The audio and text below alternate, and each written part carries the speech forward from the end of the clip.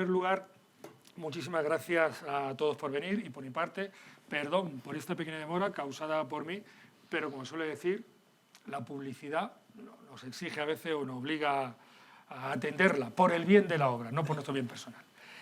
Quiero dar, en primer lugar, las gracias a la excelentísima señora rectora por su presencia, de acuerdo, a la señora decana, al claustro de profesores también que nos acompaña, directora del departamento, a don Rafael Fernández Valverde, profesor y magistrado del Supremo, a los demás profesores que nos acompañan, todo ilustre, y por supuesto a los alumnos que han querido dedicar un rato de su día, porque la universidad, siendo esencialmente claustro, soy de la antigua escuela, ¿verdad? Y hay que buscar a los maestros, pero sin alumnos, ¿verdad? La posible docencia que puede impartir un profesor no tendría ninguna posibilidad, ningún recorrido.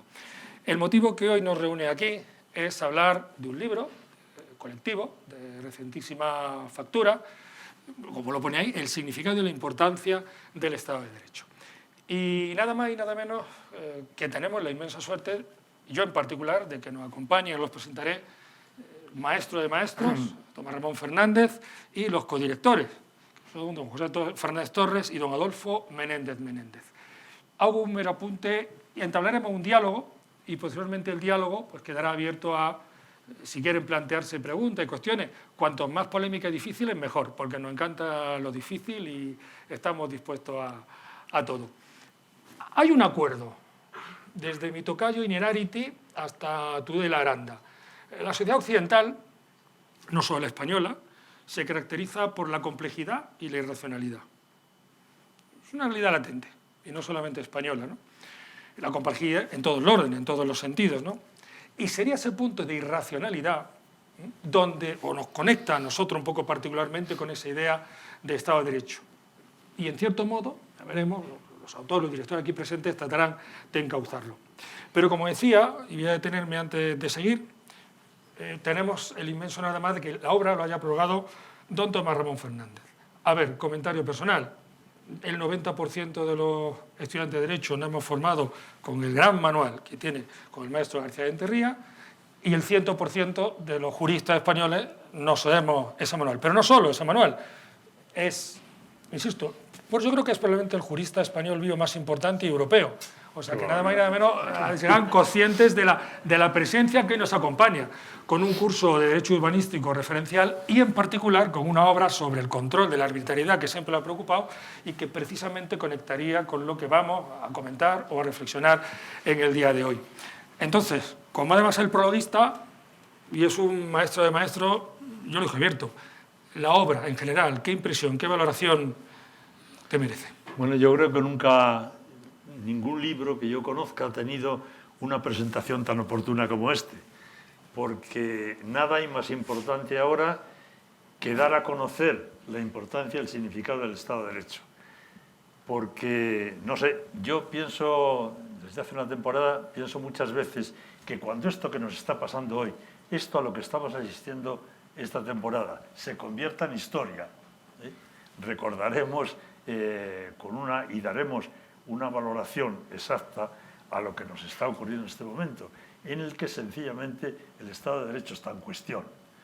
Pende de un hilo, el hilo del Poder Judicial, contra el que ya nos han anunciado que en este punto y aparte, que va a empezar ahora a partir de la melodramática carta y periodo de reflexión del señor presidente del Gobierno, que ya no va a ser un punto seguido, sino un punto y aparte, en este punto y aparte ya nos ha dicho con claridad que hay dos temas que van a ser de preferente atención suya.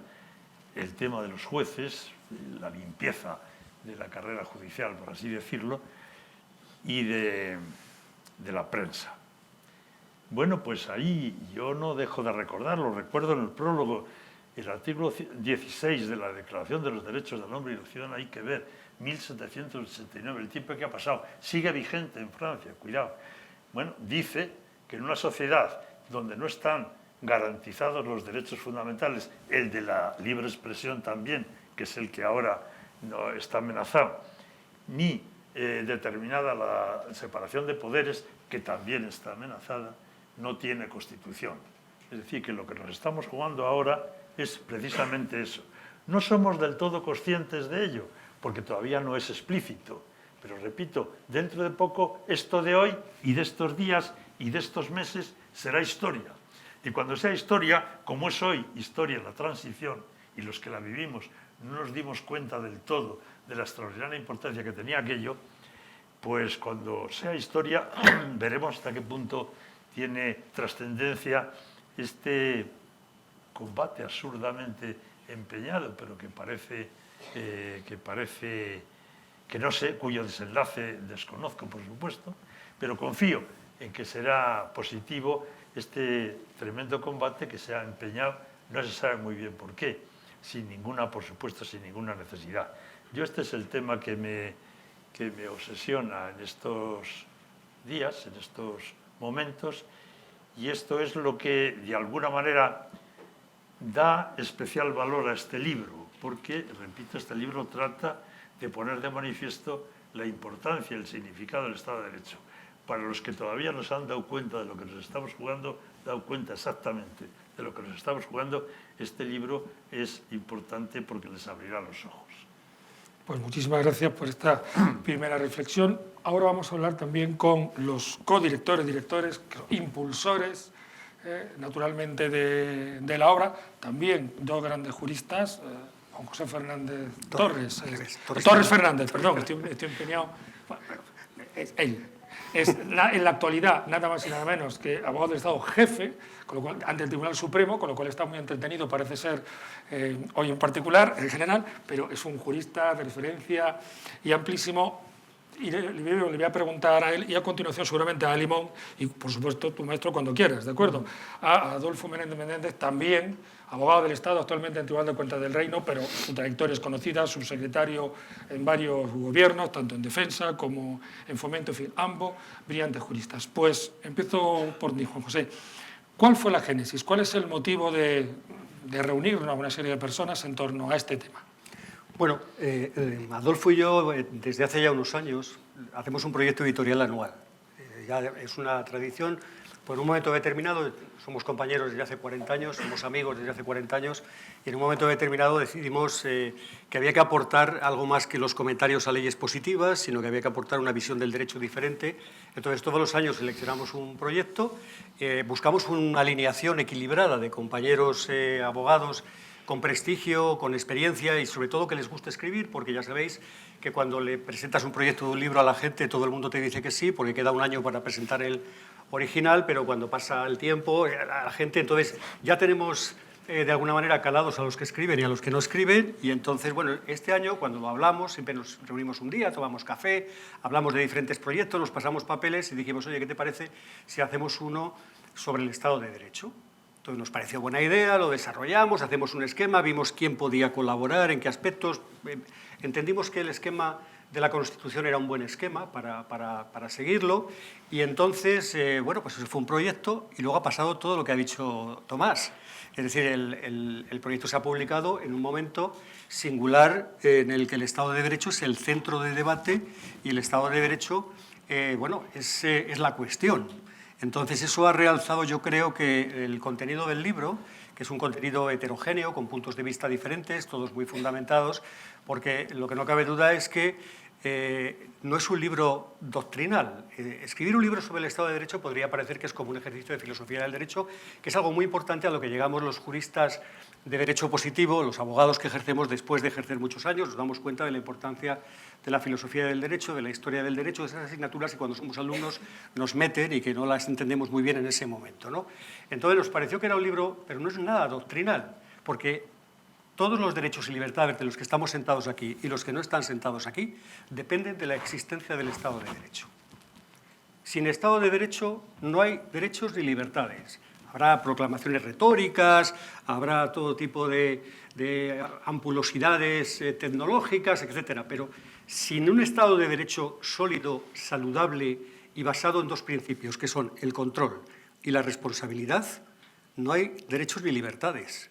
Y en España sabemos lo que es estar sin derechos y libertades. Yo era muy joven entonces, Tomás lo recordará mejor por razones de edad, y no se está bien sin derechos y libertades, se está francamente mal. Así que yo creo que es un proyecto que ha tenido la estrella de caer en el momento oportuno y yo invito a que lo lean, e invito a que nos critiquen, no a que nos insulten. Y critíquennos con argumentos en la medida de lo posible, o díganos que no les interesa o no les gusta nada, pero, en fin, no hagamos lo que se hace ahora, que es descalificar sin haberlo leído. Eso estaría mal. Efectivamente. Por cierto, aprovecho para decir que de las muchas cosas maravillosas que estaban previstas para hoy, se iba a poner un stand, pero resulta que hemos tenido una rotura de stock, que hemos deducido que es tal éxito que no ha habido libro. Entonces está la mesa, pero el libro. Digo porque anímense que va a ser un libro. Nos quedamos todos, ¿verdad?, ayer debatiendo exactamente qué es esto de rotura de stock. Traducción debe ser eso, que no queda el libro de tanto. O sea que va muy bien la cosa, anímense y demás. Bueno, Adolfo, grandísimo jurista, en particular, y en la línea de lo que ha apuntado, y ahora Juan José en particular, los valores. Eso que llamamos valores, por poner un término, que puede haber varios, no exactamente equivalentes, pero no hagamos filosofía del derecho. Los valores, ¿qué papel han jugado a la hora de articular o de convocar a los distintos autores en esta obra? Bueno, un papel importante, ¿no? Gracias por la hospitalidad, en todo caso, y por la presencia de la gente. Como ha dicho Juanjo, al final nosotros tenemos la idea de que el abogado, nosotros somos abogados, tiene que ser jurista también. Porque si no es jurista, si no estudia el derecho, si no proyecta, pues puede caer en convertirse en un instrumento de no se sabe qué poderes teóricamente neutrales que nunca lo son, ¿no? Entonces, desde ese punto de vista, y puestos a organizar un poco el trabajo, nos pareció, como él ha dicho, que lo mejor era coger la estructura constitucional, empezando por la corona, que es la clave de bóveda del Estado social y democrático de derecho, el poder ejecutivo, el poder legislativo, que Juanra se ocupa de él,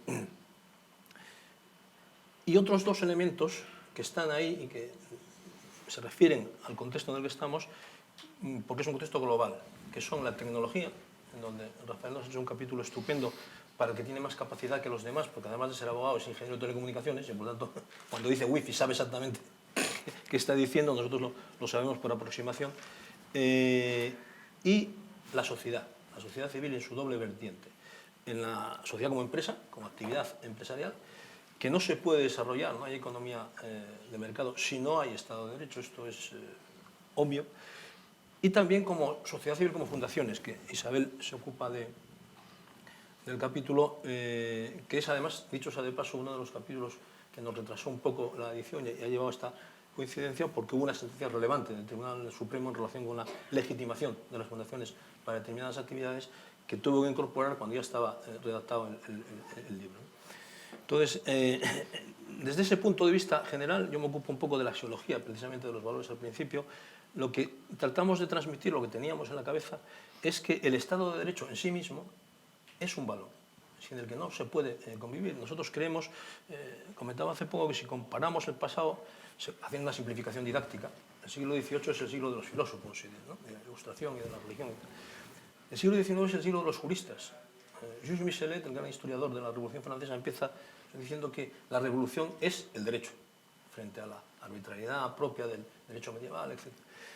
El siglo XX, aparte de otras cosas más desgraciadas, de 2 guerras mundiales y de 70 millones de muertos, es el siglo de la economía y del desarrollo de la economía. Pero nosotros no creemos que el siglo XXI vaya a ser el siglo de la filosofía, de la religión, del derecho, de la economía, tal, sin el derecho. Porque no puede ser, sencillamente no puede ser. Y entonces, en ese sentido, hemos tratado de poner en valor esa idea, sobre la idea también elemental para los juristas, pero a veces es difícil de transmitir, de que cuando alguien dice que se queda liberado de la ley, que es una expresión que yo aprendí, por cierto, en el curso de los profesores Entería y Tomás Ramón, y es suya singularmente, cuando estás a legibus solutus, tú crees que te estás liberando. Mira usted, la ley no me interesa porque no me cae bien, porque... Bueno, muy bien. Pero no es así. Te estás liberando y estás liberando al otro, porque el derecho es relacional. Si yo tengo derecho a algo, es porque alguien tiene la obligación de dármelo, y viceversa. Si rompo eso y decido que vale todo, pues entonces entramos en el reino de la violencia. Es decir, que desde la expresión clásica de Cicerón de que somos esclavos de las leyes precisamente para ser libres, podemos acabar en situaciones como la que he citado de referencia, porque está ahí, ¿no? No solo lo que ha ocurrido en el capítulo de Estados Unidos, sino en Ucrania, ¿no? Es decir, donde alguien decide de repente romper un cierto orden jurídico internacional con los matices que se quiera, y que me voy a quedar con la mitad de esto, sin entrar en otras consideraciones, ¿no? Simplemente desde el punto de vista jurídico. Y luego terminaría diciendo que nos animaba también, en línea con lo que ha percibido claramente Tomás, que en este momento, que es singular, como él ha dicho, porque es un momento singular, como lo fue en los años 20 del siglo pasado, en el caso de los juristas, necesariamente hay que tomar partido.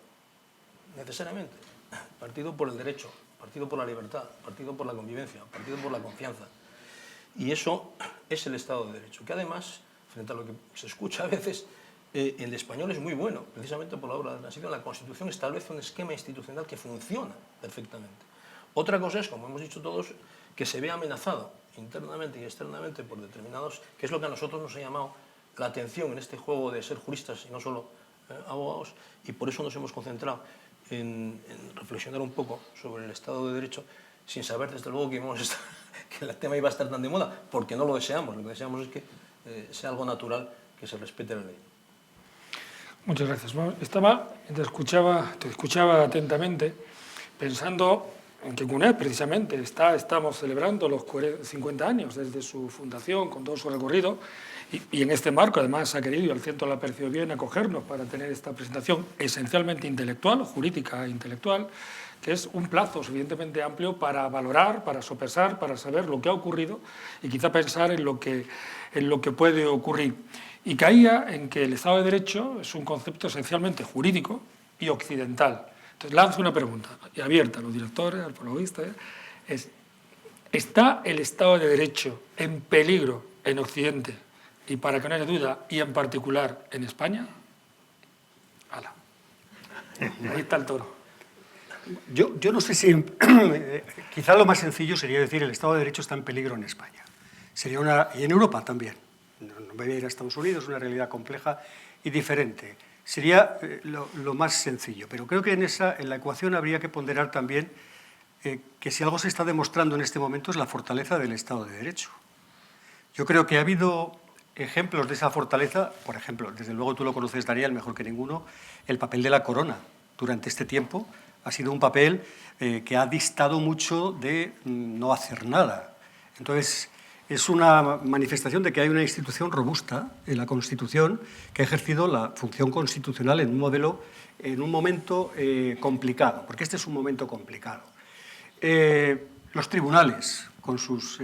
a los abogados nos gustan las sentencias de los tribunales que nos dan la razón, pero dicho esto, cuando somos abogados de tribunales y viendo las sentencias y viendo los tribunales por encima del trabajo concreto y cotidiano que hacemos, los tribunales están funcionando. Están funcionando y están funcionando no obstante las presiones y las limitaciones que tienen los tribunales, las limitaciones de regulación, las limitaciones de cobertura de vacantes de magistrados en el Tribunal Supremo, que reduce el Tribunal Supremo cada vez más, con el impacto que eso provoca en la duración de los procedimientos y en la fijación de doctrina. Pero los tribunales están funcionando y están funcionando sometidos a presiones, lo cual no es extraordinario, porque si algo caracteriza a la justicia, en tanto en cuanto resuelve conflictos de intereses, que en este caso, empleando la terminología también administrativista, son máximos, pues es la tensión. La tensión siempre es latente, la tensión no es mala, la tensión es lo que te permite ganar la Champions. Si no tienes tensión, el miércoles que viene nos eliminan. Hay que tener tensión durante el partido. No ocurrirá. No ocurrirá.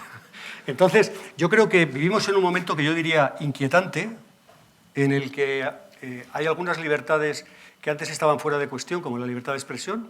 Yo creo que nadie, en mi época, en los años 80, en los años 90, cuando nosotros somos un poco más mayores que la media de este auditorio, la libertad de expresión permitía decir cualquier barbaridad y todo el mundo lo aceptaba, incluso sabiendo que era una barbaridad. Ahora nos hemos puesto muy exquisitos con la libertad de expresión y solamente nos gusta que la libertad de expresión refleje lo que yo pienso. Si refleja lo que yo pienso, pues es estupenda. Si refleja un pensamiento que yo no pienso, pues entonces ya deja de ser estupenda y lo peor es que empezamos a establecer canales para que no te expreses. Eso es un quebranto al Estado de Derecho importante, o puede llegar a ser un quebranto al Estado de Derecho importante, y el remedio a eso es el ejercicio de acciones legales y el funcionamiento del control. Entonces, yo creo que estamos en un momento inquietante en España en el que el Estado de Derecho está funcionando, por suerte está funcionando. Las personas que están detrás de las instituciones, porque al final el tribunal son personas como nosotros y las instituciones son personas como nosotros, están haciendo lo que saben hacer y lo que deben hacer, y yo creo que eso es muy bueno. pero es un momento inquietante. Y en Europa también. En Europa hay un verdadero, un momento muy inquietante. Nosotros parece que nos tranquiliza Europa, miramos a Europa y decimos, los valores del artículo 2 del Tratado de la Unión, qué maravilla, tal. No, en Europa es muy inquietante. Yo ayer estuve en una charla en la que vi cómo funciona la Fiscalía Europea, después de ver las normas por las que se autorregula la Fiscalía Europea y el principio de oportunidad, quedé muy preocupado. Si eso lo trasladáramos al derecho español, sería inconstitucional. Sencillamente, sería inconstitucional. Quiero decir que Europa también tiene que ponerse las pilas, ¿eh? Yo creo que está petrificada de burocracia, Europa, absolutamente petrificada de burocracia, la mayor parte de las veces innecesaria, y olvidándose de los principios a los que debe servir la burocracia. Con lo cual, he dado una respuesta típica de jurista, un poco sí y un poco no. Adolfo Tomás. Pero es atinada, ¿no? Vamos a ver, yo no utilizaría la palabra peligro porque me parece que dialécticamente, desde el punto de vista intelectual, hay un abuso como el Pedro y el Lobo, ¿no? Yo siempre cito Asterix, se va a caer el cielo, decían los galos, y tal, espérame, no sé qué, vamos a ver si lo mantenemos. Y creemos, y por eso este libro y otros que hemos hecho, que casi siempre gana el que piensa más, piensa antes y piensa mejor. O sea, se trata de, frente a las potenciales amenazas que están ahí, tratar de anticiparse. No creo que sea un problema español, es un problema global. No hay más que mirar al mundo, la geopolítica, la geoestrategia, lo que está cambiando. Ahora sí, de verdad, estamos en un cambio de era, pero como ha dicho muy bien el profesor Tomás Fernández, pues la verdad es que los que la protagonizamos no somos del todo conscientes seguramente de qué está ocurriendo y lo veremos cuando se lea dentro de unos años, ¿no? Pero en definitiva yo me quedaría con una frase, aprovechando de lo de la edad, que tiene ventajas e inconvenientes. Nosotros pertenecemos, Juanjo y yo, y por supuesto el profesor Fernández, a una generación que... Yo nací en una dictadura, en el año 58, y sé muy bien lo que es eso. Y conseguimos salir de una dictadura, gracias a la generación que nos trajo la transición, la Constitución, etc. Y no estoy por la labor, a título personal, de volver a la dictadura. Si puedo evitarlo, si me arrolla la historia, pues oiga, ¿qué se le va a hacer? ¿Vale? Pero en ese juego yo creo que el papel de los juristas es decir que se pueden, de hecho, así está articulado en parte, en este caso en mi capítulo, es decir, yo hablo de los riesgos y de la esperanza. Y hay una esperanza muy clara, que antes la he citado antes, ya. Frente a los grandes conflictos que tenemos internos y externos, casi todos están en este momento, entre comillas, judicializados. Incluso en el derecho internacional, que tiene unos matices distintos en su configuración, etc. Bueno, nosotros somos juristas y por tanto creemos en el derecho y en el Estado de Derecho. El siglo que viene, siguiendo la argumentación didáctica que hacía la otra vez, antes será el siglo de los derechos fundamentales, está claro. Pero para que eso sea posible, el Estado de Derecho hay que mantenerlo. Eso requiere adaptaciones, hay otro problema de globalización, es decir, nosotros tenemos el modelo occidental, nosotros somos juristas occidentales, es decir, Roma, fundamentalmente, Atenas, Jerusalén, ese es nuestro triángulo intelectual, es decir, y es un triángulo envidiado, porque desde fuera de ese ámbito se mira hacia nosotros, esto no está mal del todo, ¿no? Dentro de que no hay nada perfecto nunca. Y vamos a confrontar, estamos confrontando con otros modelos que no responden exactamente a ese planteamiento, ¿no? Por poner un tema iconográfico que se ve muy bien, porque hoy todo es iconografía, el Estado de Derecho nos garantiza a nosotros, como decíamos antes, poder decir lo que queramos. En nuestro caso, por ejemplo, no hay pena de muerte en España. En Estados Unidos sí, por ejemplo. Pero nos garantiza en todo caso a los occidentales que antes de que te cuelguen en la pluma de una grúa, bueno, tiene que haber un proceso justo y adecuado. Y eso merece la pena y no se improvisa, ha costado mucho llegar hasta aquí y por lo tanto tenemos que defenderlo. Lo cual no es una descalificación de otras opciones, es un entrar en diálogo.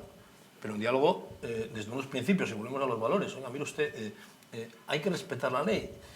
Y hay otra cosa que no hemos dicho, pero va de suyo en lo que estamos diciendo, que esa ley, en nuestro caso, esa sí es una ley democrática. La ley aquí, en Occidente, en España, en Europa, en Estados Unidos, la aprobamos entre todos. Y luego todos estamos obligados a cumplirla.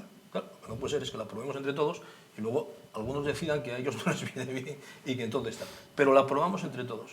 Entonces, todo eso, repito, a mi modo de ver, no configura un peligro en el sentido estricto de llamar, es decir, no se trata de hacer arengas, ¿no? Sino de razonar. pero sí nos combina a estar atentos a lo que está ocurriendo y a ir construyendo confianza, que es construir derecho. En definitiva, el derecho, como aprendí también de mis maestros, no es más que razón ordenada. Es decir, bueno, vamos a ver cómo nos organizamos, ¿no? Desde el respeto a todos. Por lo tanto, por decirlo de alguna manera, yo creo que estamos en un momento de quicio importante, pero que podemos estar esperanzados si no nos perdemos y seguimos atentos a la jugada y hacemos lo que tenemos que hacer, ¿no? Muy bien. Maestro, que habías dicho que querías intervenir ante esta provocación, no, ante esta pregunta. No, yo creo que cuando Juan José ha dicho que en el mundo, no en España, mejor, el tema de nuestro es el que está en primer plano, y yo no quiero apartar el foco de eso. Pero sí que es verdad que el Estado de Derecho está en crisis en el mundo entero. Desde el día que vimos en televisión, todos los que estamos aquí, el asalto al Capitolio, desde ese día no hay más remedio que reconocer que una etapa nueva ha empezado. Eso que en el país, no digo el más grande, el más importante, el que inventó la democracia moderna,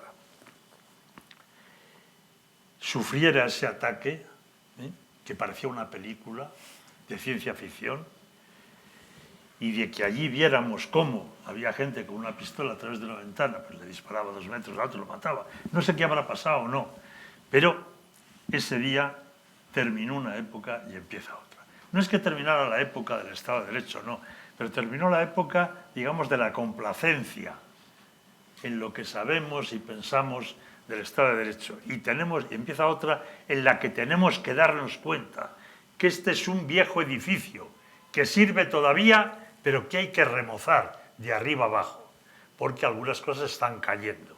La ley no tiene nada que ver con lo que Rousseau pensó de ella. No es expresión de la voluntad general, obedeciendo la cual nos obedecemos a nosotros mismos, como dijo Rousseau. No, la ley es el resultado aritmético de la suma de votos que responden a intereses muy diversos. Y si alguno no se había enterado de eso todavía, ahí tenemos esta legislatura para comprobarlo. Se suman votos absolutamente heterogéneos porque todos ellos tienen, esa es la única posibilidad de que sus votos sirvan algo y les sirvan también personalmente. Eso es la ley. Bueno, algo hay que hacer para restablecer o restaurar la magnificencia de la ley, y para que pueda seguir justificado el acatamiento de la ley, porque va a llegar un momento en que va a ser muy difícil convencer a la gente de que tiene que obedecer a la ley. ¿Qué ley? La que hacen 5 votos, 7 votos de aquí, 12 del otro lado, no sé qué, en contra de, en fin, de una gran cantidad, una gran mayoría de personas, probablemente, los partidos políticos. Hombre, es otra pieza que habrá que remozar, retocar, repensar. ¿Que son imprescindibles? Por supuesto. En un país con 40 y tantos millones de personas no se puede ni siquiera pensar en organizar la convivencia si de alguna manera no están agrupados, En fin, pero eso que se han convertido simplemente en un mecanismo de asalto del poder para reparto de... Eso no puede seguir siendo así. Algo habrá que hacer. Es decir, que hay muchas piezas que hay que revisarlas del Estado de Derecho. De momento hay que defender como si nada de eso que estoy diciendo fuera cierto, porque está en crisis. Primero es supervivir. Pero si salimos de esta, habrá que pensar muy seriamente en que el edificio tiene que ser renovado, remozado, hay que volver a pintarlo, hay que sustituir unas piezas que se han quedado viejas y rotas por otras distintas, porque si no, no vamos a poder seguir viviendo en él. Que es una de las cosas, repito, de la que nos tenemos que dar cuenta, y solo nos daremos cuenta del todo cuando esto que estamos viviendo hoy sea historia, dentro de poco tiempo, porque todavía no nos damos cuenta. Pero eso es así. Y bueno, eso va... El sistema electoral. Sí, el sistema electoral, por supuesto. Un sistema electoral en el que todos son culpables, porque eso inicialmente fue un decreto ley. Hombre, pobres partidos, es una cosa que está empezando todavía, están muy tiernecitos, hay que poner las cosas fáciles. No, pero es que ya han pasado 50 años, ¿no? Casi 50 años. Bueno, el sistema electoral, muchas piezas. Hay que revisarlas, sustituir alguna, corregir otras, en fin, hay que hacer lo que se hace, todos sabemos que se hace en nuestras casas al cabo de ciertos años. Hay que volver a pintar. Y nuestra mujer quiere arreglar el cuarto de baño, que se ha quedado viejo, y todo eso, que cuesta esfuerzo y dinero. Pero, si no, eso se va degradando, llega un momento que no se puede seguir viviendo ahí. ¿Y cuál es una de las epidemias que están produciendo o están incrementando ese daño que el simple transcurso del tiempo ya ha producido per se? El populismo. De América viene. De América viene. Los Estados Unidos lo están padeciendo también y lo estamos viendo estos días. Ahora resulta que todo el mundo es antisemita. Y eso era una cosa que solo eran los nazis, hasta hace muy poco. Y ahora todos son partidarios de los palestinos y se han olvidado de que las Torres Gemelas las tumbaron unos musulmanes. Es decir, que se está imponiendo, no se sabe irracionalmente, un populismo que consiste, no se sabe qué, en impulsos que no sé quién maneja o si van un poco por su propio impulso, pero así es.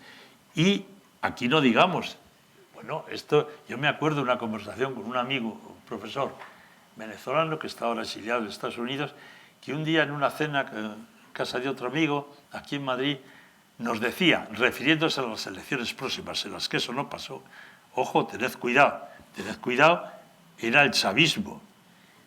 ¿Y os acordáis de las fotos de Errejón y de ese otro monedero con el brazo en alto y el puño cerrado, diciendo viva comandante, no sé qué, a Chávez? Es que, bueno, pues eso que parecía una cosa que sí, ocurre en Venezuela, no, está ocurriendo aquí. El otro día, en Barcelona, el presidente del gobierno dijo sí se puede, coreó varias veces sí se puede. Él, que era socialista, que había reunido esa mayoría con la idea de que la iba a dominar y sacar la legislatura adelante, ahora se ha convertido al populismo de izquierdas que significó Podemos en su momento. Sí se puede, eso lo hemos visto en televisión hace unos días, él lo gritó. Es decir, todo eso se ha metido dentro de nosotros, y todo eso está incrementando la erosión. Y ahora, repito, hay que olvidarse del tema, estamos en la trinchera y hay que defender esto tal y como nos gustaría que fuera y no es. Pero luego hay que ponerse a trabajar para mejorar esto. La verdad es que, como las grandes óperas, y no está guionizado, como las grandes, está siendo una presentación animada, ¿verdad? Con momentos de Silveremil y momentos Valle. Y ahora acabamos de vivir uno, yo creo que de los importantes. Y por tanto nos vamos a quedar con esa idea. Pero como queremos concluir un poco y abrir a las posibles preguntas, las que sea, vamos a volver a... seguimos hablando de nuestro libro. Paco Umbral. Adolfo, la estructura, ¿a qué responde? ¿Por qué ha de seducir a un posible lector? Bueno, la estructura responde a todo esto. Y ahí lo que decía ahora Tomás Aragón, hay dos cosas. Voy a hablar de nuestro libro ahora. Claro. Pero hay una cosa muy singular. Los royalties tienen que darnos para... Del libro, porque el libro hace una cosa que no está en la resistencia, como es un poco lo que... sino que hace propuestas. Es decir, analiza cada uno de los elementos cogiendo las instituciones, como he dicho, constitucionales, la corona, el poder ejecutivo, el poder legislativo, los controles jurídicos de uno y de otro, la sociedad, etc. Describe cuál es la situación y plantea en algunos casos algunas líneas de fuga positivas. Incluso se utiliza otra expresión en esta misma línea que es importante, porque cuando se produce un cambio como aquel en el que estamos, ¿no?, con carácter general, conviene tener cuidado en no caer en lo de Sansón, estar allí entre las columnas, nos cortan el pelo y de repente nos crece el pelo, tenemos fuerza, empujamos y nos cae. En fin, entonces se cae el techo, como diría Obelix, por encima de nuestras cabezas. Es un equilibrio difícil, ¿no? Y esa fue la razón de que buscásemos esa estructura, unido al hecho de que todos los autores, aparte de ser amigos y juristas prestigiosísimos, bueno, tienen un cierto grado de especialización. Los temas no los hemos escogido por casualidad, cada uno trata del tema que más le interesaba o que más podía, ¿no? Aportar, etc. Y además, siguiendo con la línea de lo que decíamos antes, de pensar antes, pensar mejor, es un libro que, lo ha dicho antes Juanjo, es una posibilidad abierta a la crítica, pero es nuestro deber, en línea con lo que ha dicho Tomás Ramón. Es decir, nosotros tratamos de decir que el Estado de Derecho es importante, que funciona de esta manera, que está teniendo estas tensiones, que, ¿no? Pero hay que decirlo, porque además hay que decirlo con cierto rigor académico, intelectual, etcétera, ¿no? En fin, al hilo, ¿no? De lo que ocurrió hoy con carácter general. Y esa era la intención y la estructura que nos movió a hacer el libro, que bueno, que ha resultado oportuno, no digo por casualidad, porque obviamente la primera reflexión que nos llevó, y lo ha dicho ahora Tomás Ramón perfectamente, al asunto fue lo del Capitolio en Estados Unidos, donde para la gente de mi generación, que vimos todos los dibujos animados de Hanna-Barbera, ¿no? de Picapiedra y tal, pues eso, el tío aquel que salía en la imagen, que lo han condenado, creo, con un sombrero de bisonte, ¿no? Con los cuernos y tal, recordaba a los que iban a la bolera, ¿no? Bueno, mire usted, con las cosas de comer vamos a tratar, ¿no? Es verdad, y también lo ha dicho Tomás Ramón, que lo que no podemos sustraernos es al mundo en el que vivimos en cada momento, es decir, ¿no? Y por lo tanto, bueno, como tenemos este mundo, creemos en determinadas cosas, pues conviene, repito, ponerlo en valor. Y además tenemos, yo creo que grandes maestros, la no justificación, a mi juicio, de dejar pasar las cosas a gurullo, que diríamos en Bable, es precisamente que hay antecedentes. Es decir, cuando hablamos de algunos temas, por ejemplo, el Holocausto, es que hoy sabemos lo que pasó. No vale ya decir, no, es que a lo mejor introduciendo aquí... No. Sabemos lo que pasó.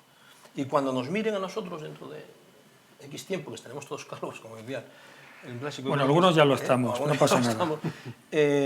Bueno, nos gustaría, lógicamente, que nos juzgaran con alguna benevolencia, en el sentido de que nos hemos colocado en el lado...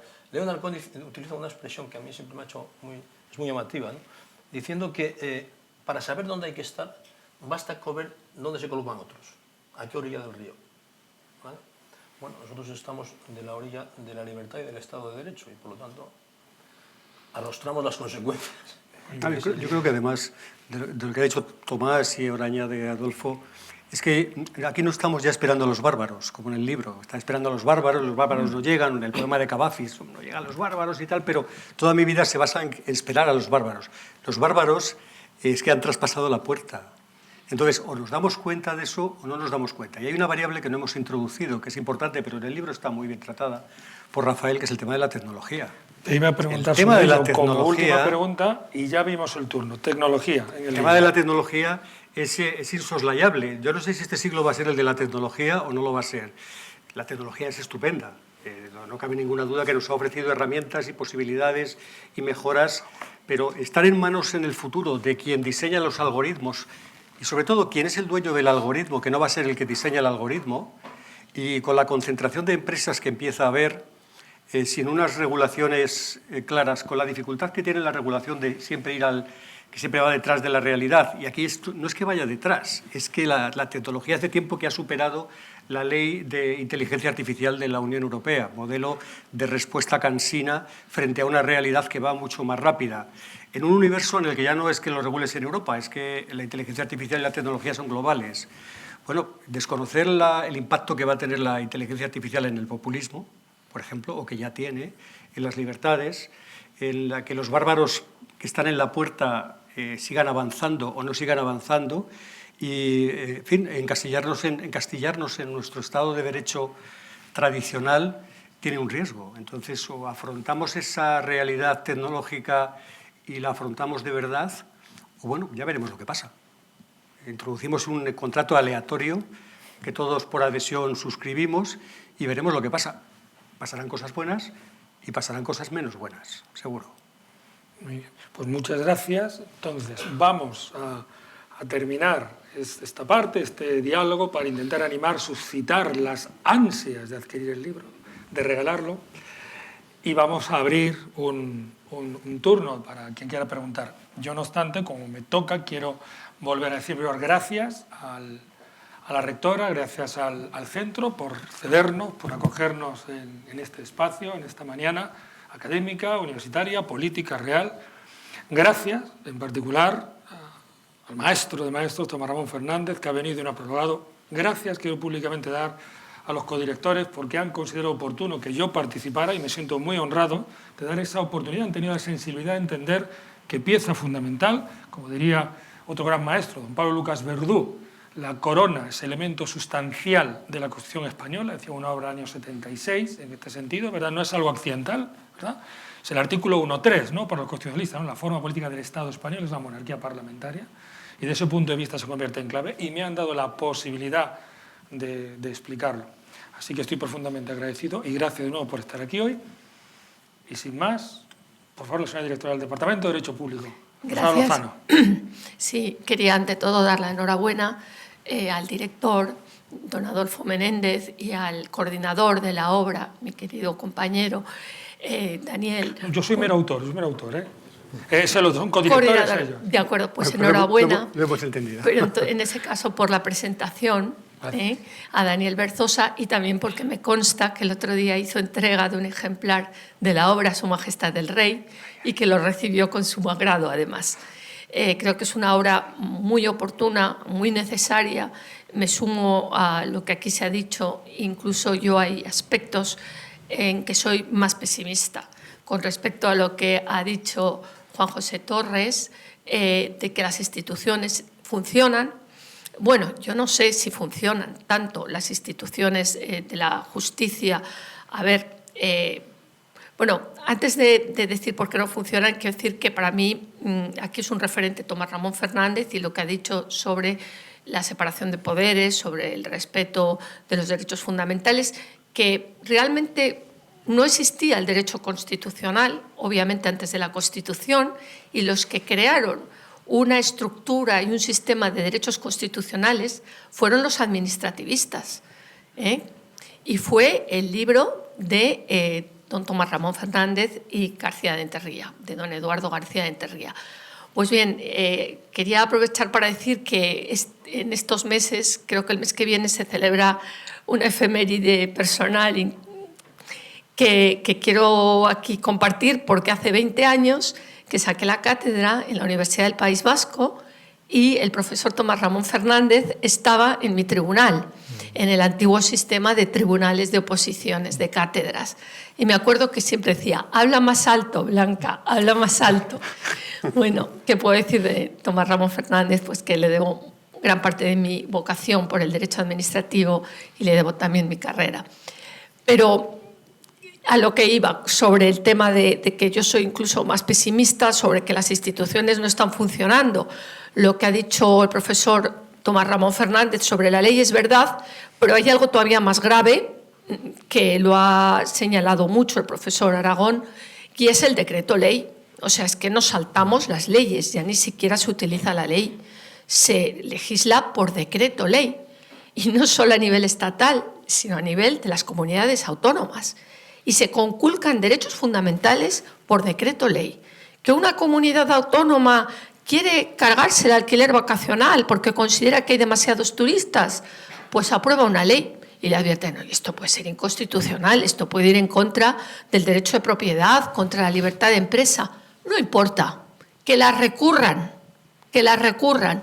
¿Y cómo se puede recurrir? Un decreto ley no se puede recurrir por los particulares. Hay que solicitar que se eleve una cuestión de inconstitucionalidad, una cuestión prejudicial.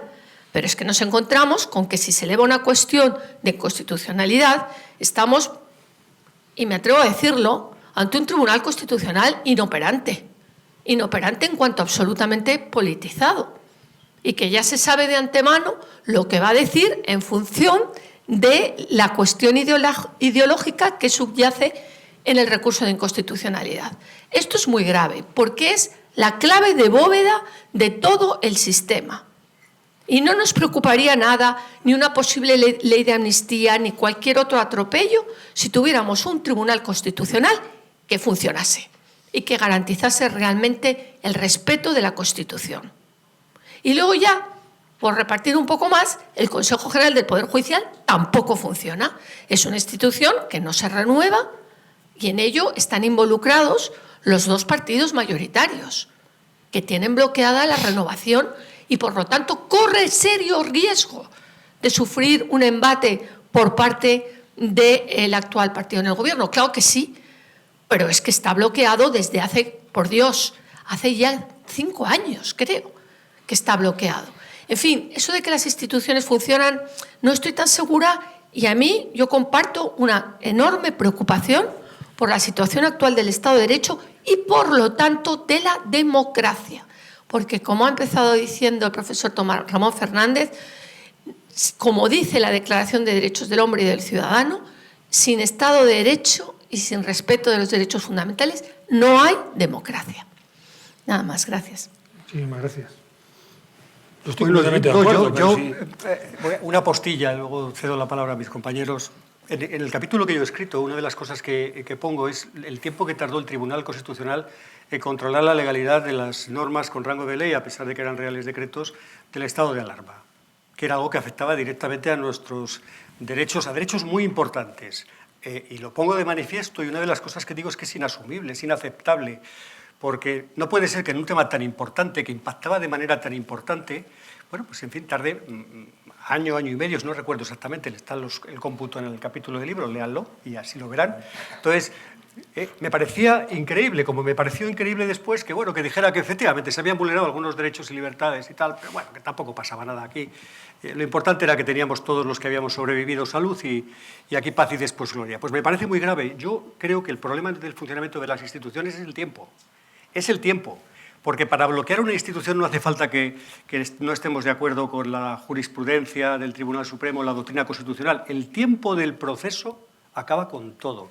Eso de la justicia tardía, que conoce mucho mejor Tomás que yo, la justicia tardía acaba con el derecho y basta con que los procesos se eternicen con instancias, apelaciones, trámites, insuficiencia de medios, muchas veces humanos y materiales, para que el simple transcurso del tiempo trivializa el derecho. Entonces, ¿qué proponemos? Una de las cosas que proponemos, Adolfo y yo, desde hace milenios, es que aquí hay que configurar el derecho procesal de una manera radicalmente distinta y que la base del siglo XIX de nuestras leyes procesales tiene que cambiar. Porque si no, simplemente los poderes públicos van a estar muy cómodos y los ciudadanos muy incómodos porque el tiempo usualmente juega a favor de los poderes públicos. A veces no, a veces no, y los abogados saben cómo hacerlo de otra manera. Entonces, yo creo que el problema fundamental es el tiempo. No puede ser que vayamos... Yo cuando llegué al Tribunal Supremo, un recurso de casación tardaba 5 años. Tardaba 5 años. Al paso que vamos, ahora están en 2. Probablemente, si seguimos así, pues no puede ser, porque eso es la última instancia. Ya solamente un recurrente muy potente, económicamente cualificado, que tenga capacidad de pagar buenos abogados, puede aguantar eso. Entonces, al final, ese es el problema. No es que yo no comparta, es que no me preocupa cómo son las sentencias del Constitucional. Lo que me preocupa es el tiempo que tardan en dictarlas. Porque eso ya por sí mismo es un elemento contrario al Estado de Derecho. Yo añadiría 2 cosas estando de acuerdo. Primero, me adhiero a que somos los administrativistas los que hemos convertido la Constitución en norma con el famoso... Bueno, no voy a decir nada porque no quiero liar el momento que es simpático. Como ley, pero en fin, pariendo un poco para casa, yo soy de la escuela somos mayoría aquí. de teoría y de Sebastián Martín Retortillo, que era nuestro maestro, y de hecho tenemos un pequeño chat en que nosotros nos intercambiamos ideas, donde siempre hay esta tensión del segundo tema, que no es una discrepancia, pero es un matiz en línea con lo que ha dicho. Se escucha mucho, porque yo creo que los argumentos tienen que ser en la medida posible constructivos, ¿no? Desde el diagnóstico, pero constructivos. Entonces se escucha mucho lo de que el tribunal va a dejar de decir. Yo llevo 40 años como abogado y desde luego si supiera lo que va a decir el tribunal seríamos ricos. Sería rico. No lo sé jamás. Hay una parte de confianza como jurista en que, bueno, el sistema... Y hay una cosa que a mí personalmente me irrita. Era más previsible antes. Sí, bueno, más previsible. Y de hecho hay programas, por ejemplo, de inteligencia artificial en Estados Unidos, etcétera, para tratar de saber estadísticamente el tribunal, por la composición y tal, por dónde va a salir el tribunal. Pero hay que aceptar también parte del sistema. Me refiero a un tema muy concreto, que yo creo que afecta a los jueces injustamente, es decir, parte de los retrasos y tal. Aquí, cuando alguien se ve afectado en un pleito, una demanda de propiedad, lo que sea, pierda o gana, tal, siguiendo el ejemplo que se les da, porque es importante, y antes he hablado de la corona como un ejemplo, es importante el ejemplo, la gente dice, esta sentencia yo la respeto y tal, punto. ¿No? Venga, vamos a ver. No digo yo que no se puedan criticar las sentencias, solo faltaba. Para eso están los recursos, para eso está el trabajo dogmático, etc. Pero hay un elemento básico de entendimiento del Estado de Derecho, que es que esa formalización, quizás excesiva a veces, nos desapasiona.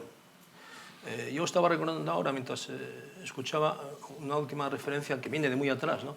Cuando se reformó en el año 92 la Ley de Procedimiento Administrativo del año 60, que era una gran ley, que sigue siendo una gran ley, se utilizó el argumento que se sigue utilizando de reducir los formalismos, ¿no? Porque yo escribí un articulito que nadie leyó, pero en la revista del Colegio de Abogados de Gijón, haciendo una crítica, porque la liturgia es importante, ¿no? Nosotros hemos pasado, por ejemplo, como abogados, del respeto absoluto de la liturgia, incluso en la sala, con la toga, tal, no sé qué, bueno, a una propuesta en la que prácticamente a mí me ha ocurrido, te puedo reunir como amigos, ¿no? Vamos a decir, está ahí el juez, tal, tú piensas, tú dejas de pensar, es un error. Las formas tienen mucha importancia. Y si nos anticipamos a prevenir los daños, podemos conseguir una cosa que se ve muy bien también en otro tema típico de la Revolución Francesa, que es que podemos empezar por llamar a la Plaza de la Concordia de la Concordia. Entonces ahí empieza por... Primero lo guillotinamos, que es la Plaza de la Revolución, ¿vale? Y cuando ya nos damos cuenta que eso es un disparate, entonces lo llamamos a la Concordia. Y hay una expresión de Jovellanos que a mí me gusta mucho, y la cito en el capítulo, porque él era muy amigo del cónsul inglés en La Coruña, Jardín. Y hay una carta de Jovellanos a Jardín, no se conoce la otra, ¿no? En donde se habla un poco en el momento del terror, de la revolución, etcétera, de fin. Y Jovellanos razona que, en tres líneas básicamente, bueno, él dice Salamanca por la universidad es mejor hoy que hace tiempo y lo será en el futuro, pero requiere sus tiempos. Él dice que no es partidario ni cree que sea necesario matar a nadie para progresar. Y luego dice una cosa que está en el fondo del debate, que es que él respeta mucho a todos aquellos que defienden sus ideas y se sacrifican por ellas, pero no respeta nada a los que sacrifican a los demás por sus caprichos. Y ese es parte del problema que tenemos en este momento, porque nosotros estamos hablando de unos modelos, como ha dicho muy bien el profesor Fernández, que conocemos, ¿no? Y que están en evolución y que queremos acompañar en la evolución, pero se presenta alguien que, con todo respeto y consideración, no acredita saber de qué está hablando y te dice que, y eso es el populismo, lo que conocemos no es nada bueno, pero lo va a resolver él la semana que viene porque, hombre, desde el punto de vista intelectual y desde el punto de vista jurídico y desde el punto de vista de la paz social, pues eso no puede ser, porque al final no podemos convivir sin el derecho. Esto es bastante pedestre, si se quiere, ¿no? Pero es tan elemental como eso.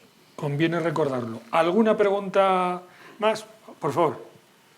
Es Carmen Lucastor, ¿no? Sí. De ABC, qué maravilla, qué lujo. Buenas. Aquí en CUNED, bienvenida. Gracias. Queremos a los medios. Yo quería preguntarles respecto a este asunto de anticiparse a lo que pueda venir tras el aviso de Sánchez de esto es un punto y aparte respecto a los medios y al Poder Judicial. Si se imaginan qué es lo que puede estar valorando el presidente del Gobierno, si una ley de medios o quizá hacer cumplir a través de sanciones la ley actual de publicidad. Y respecto al Poder Judicial, no sé si la reforma que propuso Podemos y que Bruselas presionó para que no saliera adelante, no sé si tienen alguna otra posibilidad en mente. Y en esos casos, ¿qué mecanismos tiene el Estado de Derecho jurídicos para frenar esas posibles reformas del Gobierno? Gracias. Tomás.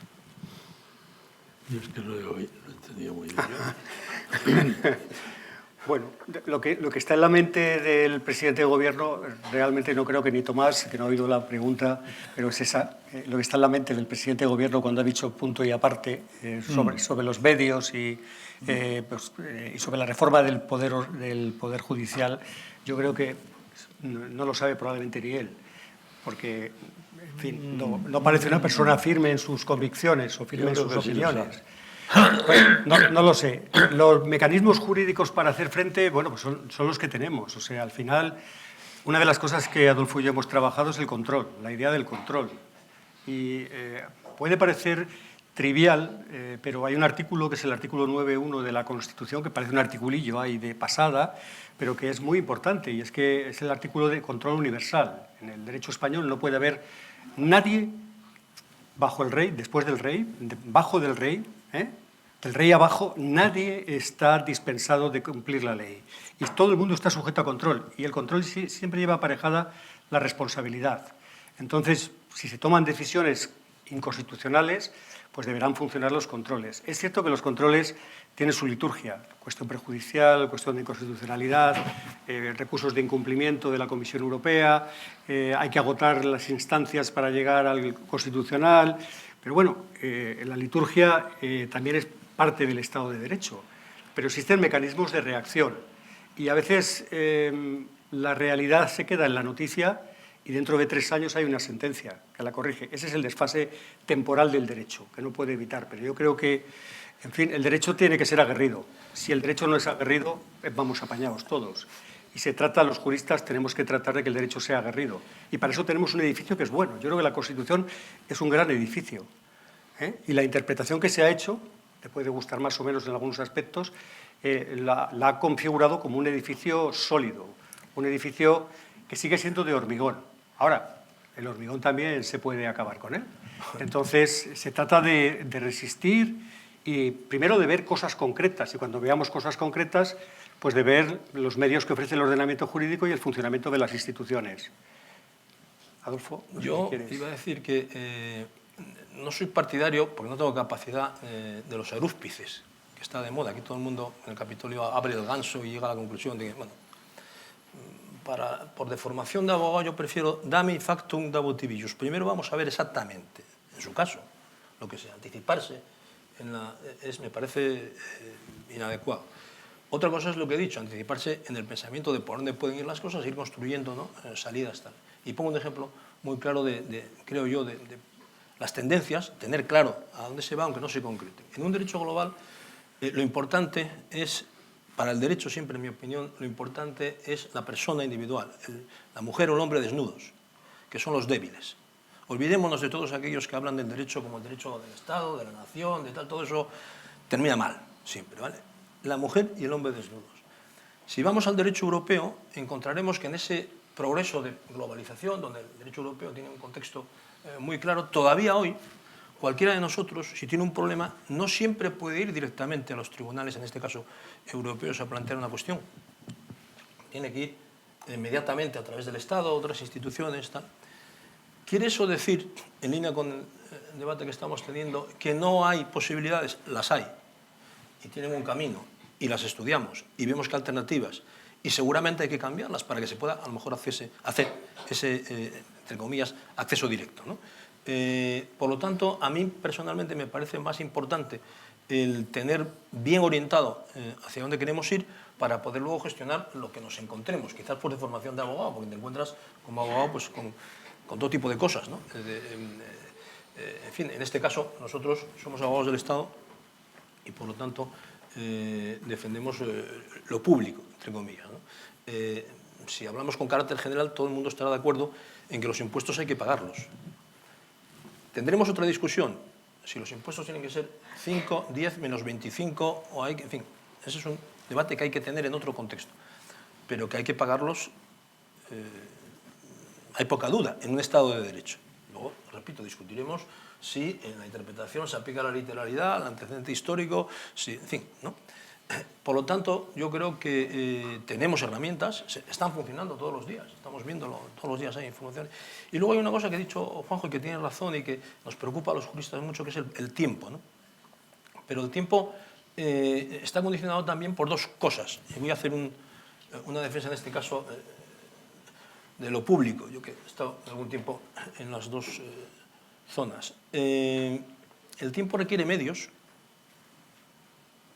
Y por lo tanto, como él ha dicho, si hay un gran cliente global que tiene un gran despacho privado que tiene capacidad de resistir financieramente y tal, se genera una disfunción desde el punto de vista jurídico, porque a lo mejor el abogado público no lo tiene. Y en segundo lugar, todos estamos entendiendo el derecho como garantía, que lo es en buena medida desde el punto de vista procesal. Y las garantías, como saben muy bien los jueces, exigen escuchar a todo el mundo y, bueno, y unas tramitaciones que tampoco se pueden reducir de la noche a la mañana. Veremos a ver, lo ha expresado también Juanjo y está en el capítulo de Rafael, la inteligencia artificial, que solo es, en fin, en cuanto haya computación cuántica y tal, vamos a ir ¿no? A dónde nos lleva, ¿no? Pero yo, hablando en otro debate con el presidente de Microsoft en España, donde se hacía un elogio tecnoevangelista de la tecnología, cosa que naturalmente compartimos todos, etc. Pero, bueno, no había preguntas, entonces por preguntar, le dije, mira, te voy a preguntar una cosa que le pregunto siempre a mis alumnos.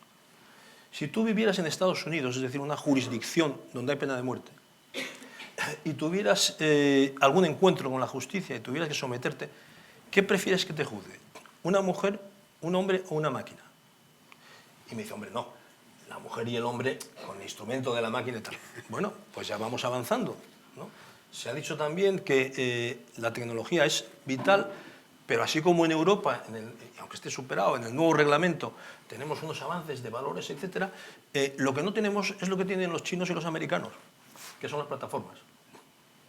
Por lo tanto, estamos también en Europa tratando de, entre comillas, tenemos alguna, pero entre comillas, de combatir desde el derecho frente a otras realidades. Todas válidas, no estoy simplificando el argumento, ¿no? Pero creo que no es bueno que, desde el punto de vista del imperio de la ley, pongamos en cuestión, digamos, acríticamente, que esto es un auténtico desastre. Eso es lo que quieren decir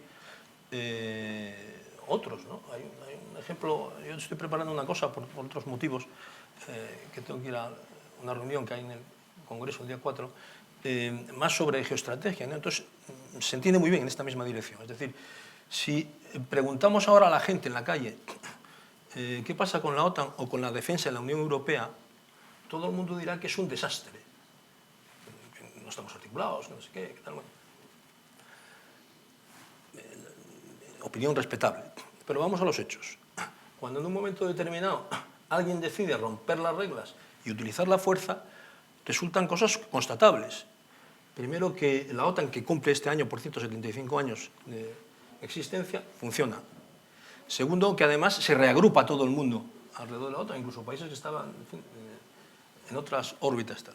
Tercero, que la propia Unión Europea, dando una respuesta no tanto global, porque por otras razones jurídicas, como se ha habido, pues todavía no está ahí, pero da una respuesta a nivel de Estado eficiente.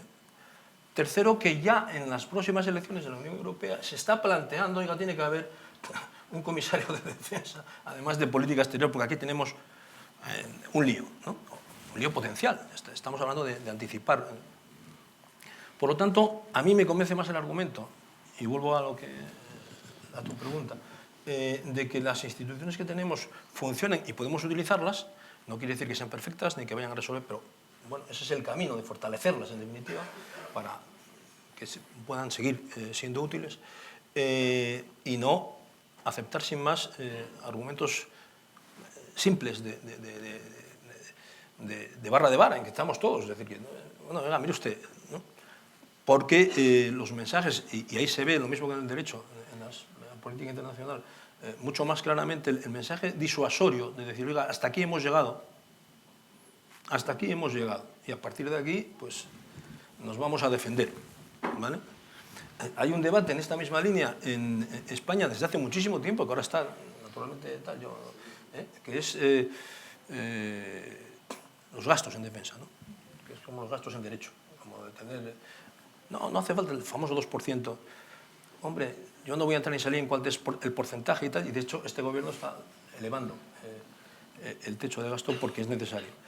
Pero en definitiva, yo creo que tenemos que hacer un ejercicio de creer más en nosotros mismos, en las instituciones, sacarles todo el partido que tienen, que pueden tener, y no dejarnos llevar por cantos de sirena que muchas veces en el terreno jurídico pues son interesados. Si tú le preguntas a Caifás o a un delincuente qué es lo que piensa, yo recuerdo, y termino con esto, yo estudié en la Autónoma, que es una gran facultad de Derecho, mi profesor de penal era el profesor Rodríguez Mourullo. Entonces todos los juristas al principio, cuando vemos el penal, nos interesa mucho, primero porque dogmáticamente está muy bien construido, y segundo porque es donde vemos la justicia y tal. Bueno. Y entonces una de las cosas que organizó don Gonzalo era una visita a la cárcel de Carabanchel, bueno, para hablar de derecho penal y tal. Y yo decidí en aquel momento salir de la visita que no me iba a dedicar al derecho penal, pero voy a lo que me llamó la atención. Entramos allí, estuvo muy bien, estuvimos con varios internos, etcétera, pero resultó que todos eran inocentes. Todos eran inocentes. Y seguramente muchos lo serían, no sé, no estoy diciendo eso, pero todos eran inocentes. Y termino, ya que estamos en una universidad. Yo no creo, a pesar de que es la regla general hoy, que el derecho sea una ciencia. Eso es a donde nos quieren llevar. El derecho es otra cosa. Y pertenece a las humanidades, como la historia, o como, en fin, aunque haya una dogmática, lógicamente, del derecho, que es científica en ese sentido, ¿no? Y hay que dejarlo claro, porque si no, vamos a llegar a la conclusión, ahora que todo el mundo tiene 2 grados, ADE y Derecho, en fin, y otros, de que el derecho se puede resolver mediante un PowerPoint, ¿no? Y los jueces obran porque eso, en fin, coges la plantilla y ya sabes lo que... Me temo que no es así, pero bueno, lo dejo... Muy bien. Pues una última pregunta, porque parecemos suizos, ¿no? O hay más de una pregunta, sino la última y ya vamos a ir concluyendo. Por favor. Mi duda es por los alumnos que están aquí y alguno a lo mejor quiere ser abogado del Estado. La pregunta es, un abogado del Estado, teniendo aquí a 2 grandes representantes, ¿es abogado del Estado o es abogado del gobierno de turno que en cada momento haya? Bueno, esa es una respuesta fácil. Nosotros como cuerpo llevamos de existencia 150 años largos, ¿de acuerdo? Y somos abogados del Estado, lo hemos sido siempre. En esos 150 años en España, desde el punto de vista del régimen político y tal, ha habido de todo. Dictadura, república, tal. Nosotros siempre hemos defendido al Estado. Eso hay que decirlo también porque no se ve, a veces es costoso, porque tienes que decir, oye, esto no puede ser, es un poco lo que en el libro estudia más Joaquín de la prevención, no tanto del Consejo de Estado como... Pero es un abogado del Estado. Y cuando se dice lo contrario, en línea con lo que decimos de la comunicación, pues sería faltar a la verdad, por no decir mentir, no decir que nosotros nos sentimos irritados, porque no es así, porque defendemos al Estado, el interés general. Incluso hay un debate muy interesante que Isabel plantea en su capítulo de las fundaciones sobre qué es el interés general, porque el interés general puede también construirse desde el sector privado. Yo en algún libro de la Constitución dice que la Administración, artículo 103, 9, etcétera, sirve al interés general con objetividad, pero no dice en ningún sitio que el interés general sea monopolio de la Administración. Hay un libro clásico, perdón por ir a lo nuestro, ¿no?, del profesor Martín Retortillo, precisamente sobre el curso de Derecho Administrativo Económico, es el primero de tal, en donde él estudia en aquel contexto, estamos hablando hace varios años, cuál es esa relación, ¿no?, entre Estado, Derecho, y además, me atrevo a decir, porque la pregunta es oportuna y provocadora para un abogado del Estado, que el Estado, redimensionado, por supuesto, permitiendo que el sector privado funcione, etcétera, es fundamental. Y es necesario sobre todo para las cosas clásicas, no tanto que hay un debate más abierto ahora sobre el Estado social y democrático de derecho, el Estado de servicios, etcétera, pero las funciones clásicas del Estado, yo alguna vez lo utilizaba en clase, la justicia, la hacienda, la política exterior, la guerra, esas, miren ustedes, en la guerra se ve más que en otra cosa, ¿no? ¿Puede haber una guerra privada? Yo no lo haría. Y además, que es otro clásico, yo estoy dispuesto a aceptar cualquier posibilidad en términos democráticos. Alguien que me diga que quiere tal. Lo que no puedo aceptar intelectualmente es que me digan que voy en una dirección y no sepa de dónde vengo ni a dónde voy. Y concreto el ejemplo. Nuestro derecho, gracias a Napoleón, que por cierto decía que él mismo en sus memorias, que la gran había sido no las batallas, sino el Código Civil, es un derecho que arranca, como decíamos antes de Luis Michelet, del derecho medieval, local, arbitrario, para ir a un derecho general, la evolución que todos conocemos, ¿no?